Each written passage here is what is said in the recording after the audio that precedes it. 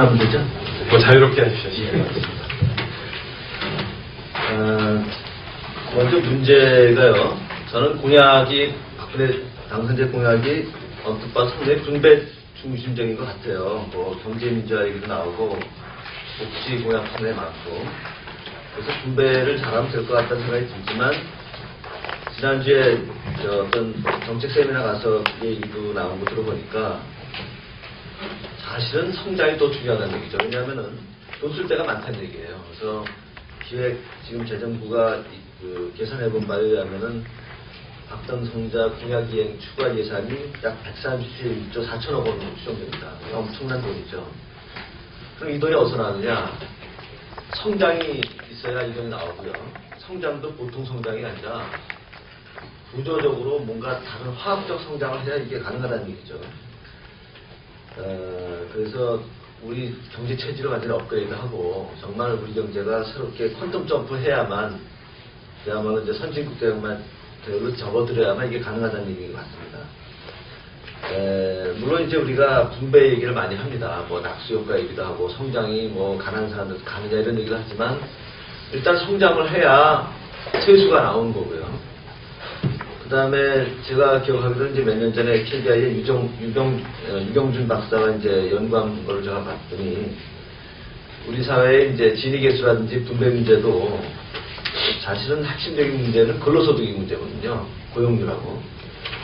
그러나 이제 고용률과 우리가 일자리 창출에만 너무 신경을 쓰는데, 사실은 중요한 거는 의미 있는 일자리 창출이 중요합니다. 그래서 사회를 보시는 우리 김종석 교수께서 며칠 전에 신문에 쓰신 칼럼을 제가 아주 참 인상 깊게 봤는데요. 중요한 건 일자리 창출이 아니라 일거리 창출이거든요. 일자리 창출은 위인 설관하면 일자리 창출은 됩니다. 공무원들 일자리 막 만들어주면 일자리 창출되거든요. 그러나 그게 나라 경제에 도움이 되는 건 아니죠. 일거리 창출을 해야 진정한 성장이 되고, 거기서 부가가치가 발생이 되고 세금 냈돈이 나온다는 얘기죠. 그래서 그런 우리가 진정한 성장이 필요한 거고요. 지금 오 교수님하고 또 김미석 소장님 말씀하신 내용 중에 하나가 우리나라 경제의 역동성이 많이 떨어진다는 얘기입니다. 즉 기업 생태계가 위기다, 또 기업가 정신이 상실되고 있다, 피트팬 증후군이 많이 늘어나고 있고, 또 오 교수님 말씀하셨듯이 10년간 투자 증가율이 1%에 정치하고 있다, 기업이 해외로 탈출하고 있다, 이 모든 거는 우리 기업의 역동성이 떨어진다는 얘기를 하는 것 같습니다. 저는 이거를 이제 한중일 경우를 많이 저는 비유를 하는데요. 사실은 소련이나 동구도 마찬가지입니다.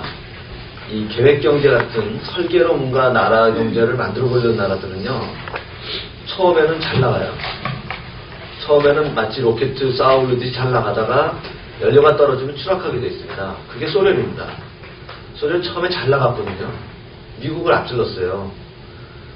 인공위성도 먼저 써고요. 수학도 발전하고요. 과학도 발전하는 것처럼 보이는데, 인위적으로 정부가 추진해서 나간 로켓 연료가 떨어지고 나니까 이걸 뒷받침할 만한 그 민간 경제의 추진력이 떨어지는 거예요. 그러니까 역동성이 떨어지고 돈이 없으니까 미국과 경제에서 안 돼서 항복한 겁니다. 저는 일본도 마찬가지라고 봅니다. 일본도요, 처음에 굉장히 성장률이 높았어요. 그러나 일본이란 나라 여러분 아시다시피 사실은 관료사회주의 국가입니다.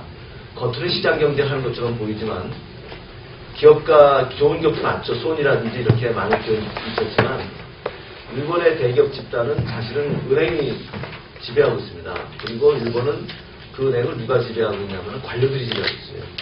그래서 철저한 관료사회주의 국가입니다.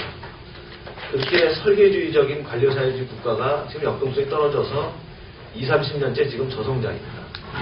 그게 뭐 돈을 많이 찍어낸다, 뭐 아베 정권이 어떻게 한다는 그런 문제가 아니라고 봅니다. 저는 중국을 지켜보고 있는데요. 중국의 유명한 그 큰 기업들 80%가 다 공기업입니다. 저는 조금 있으면 추진력 떨어진다고 봅니다. 마치 소련이 그랬고 일본이 그랬듯이. 우리나라는 어떠냐면은, 우리나라는 그나마 저는 더 희망이 있다고 봅니다. 왜냐하면은 민간의 역동성이 있는 나라거든요. 그런데 역설적이게도 지금 우리나라에는 지금 그 정부 역할이 점점 커지고 있다는 두려움이 커지고 있을 생각이 듭니다. 그래서 제가 이제 드리고 싶은 말씀인데요. 우리나라가 지금 관치경제 같아요. 우리나라는 상당부분 공무원이 지배하고 있는 나라라는 얘기죠. 그 오 교수님이라든지 김희석 소장님도 비슷한 말씀 하셨는데, 저는 이런 의미에서 금융이 굉장히 중요하다고 역할을 한다고 생각합니다. 왜냐하면 금융은요, 한 경제에서 히딩크 역할을 해요. 그러니까 축구 잘하는 사람하고 못하는 사람을 구분해서 대표팀을 뽑아내는 역할이 히딩크 역할인데, 금융이 기업가 중에서 잘할 것 같은 기업가를 일단 선별해내고 스크리닝하는 역할을 하거든요. 굉장히 중요한 역할이죠. 금융 역할이 없이 만약에 우리가 해외 시장에서 경쟁하러 나가는 거는 마치 대표팀 선발 없이 동네 축구 선수 내보는 거랑 똑같다고 봅니다. 그런데 우리나라 금융은요, 관치금융이에요. 정부가 은행을 지배하고 있고요. 우리나라 중소기업 정책이라는 거는 사실상 잘하는 중소기업한테 돈 꿔주는 게 아니라 좀비 기업이든 잘하는 기업이든 다 똑같이 돈 꿔주고 있고, 아까 오 교수님께서 말씀하셨듯이 벤처 쪽도 골고루 나눠주는 정책이거든요. 이러면은 이거는 가장 중요한 금융의 기능이 상실된 거예요. 사실은 금융에서 모든 고급 지식 서비스 산업이 나온다고 저는 판단하고 있습니다. 왜냐하면 금융 산업의 특징이 뭐냐면요, 가만히 있으면 내가 이런 비즈니스 한다고 인포메이션을 갖다 주는 게 금융 산업입니다. 그래서 금융 산업이 발달돼야 컨설팅이라든지 모든 지식 서비스 산업이 발달이 돼요. 그런데 우리나라는 그거를 정부가 다 독점하고 있습니다. 중요한 인포메이션을. 그러니까 지식 서비스 산업이라든지 컨설팅 산업이 이게 발전이 안 되는 것 같습니다. 과도한 정부 규제, 이해 당사자와의 결탁, 이거는 말할 것도 없는 얘기죠. 오늘 제가 조선일보에서 기사 2개 재밌는 거 봤는데요. 첫째는 조선시대 때 신분 상승이 굉장히 높았다는 기사를 봤고요. 두 번째는 우리나라 중소기업 업종 선정하는데 대기업이 하는 음식점들은 음식점 같은 것이 이제 중소기업 고유업종에 이제 선정이 돼가지고, 그러나 반면에 맥도날드는 예외로 됐고요. 이런 기사를 봤습니다. 저는 두 개가 관련이 있다고 봅니다. 우리나라가 교육 평준화 한다면서 고등학교 다 평준화하고 나서 어떤 현상이 났냐면요, 지금은 서울대라든지 좋은 대학 들어가려면요, 강남 살아야 됩니다. 예전에는요, 저도 그런 친구들을 많이 알고 있는데, 집안이 가난해도 경기고등학교 들어가서 서울대 나와서 집안 일으킨 사람들 많아요. 자기가 똑똑해서. 조선시대 때가 그런 시대였다는 얘기입니다. 집안이 가난한 양반들도 자기만 공부 잘하면 얼마든지 명의 정도 되고 있는 시대였다는 것이 오늘 조선일보에 나온 기사라고요. 우리가 생각하는 것 이상으로 조선시대가 소셜 모빌리티가 큰 사회였다. 그러나 지금은 오히려 조선시대보다도 소셜 모빌리티가 떨어지는 사회가 아닌가. 왜냐하면 평준화를 하게 되면은 그때부터 돈이 작용을 하거든요. 사교육이 발달하고 애들 미국 유학 보내고, 그런 데서 오히려 애들이 그러니까 소셜 레더가 오히려 무너져 버리고 있다는 얘기죠. 자기가 열심히 잘 되는 게 아니라는 얘기죠. 그러니까 열심히 한 사람이 잘하게끔 시스템을 만들어줘야 되는데, 그건 뭐든지 이제 하향 평준화되게 만들어질 수 있기 때문에 이런 문제가 난다고 봅니다.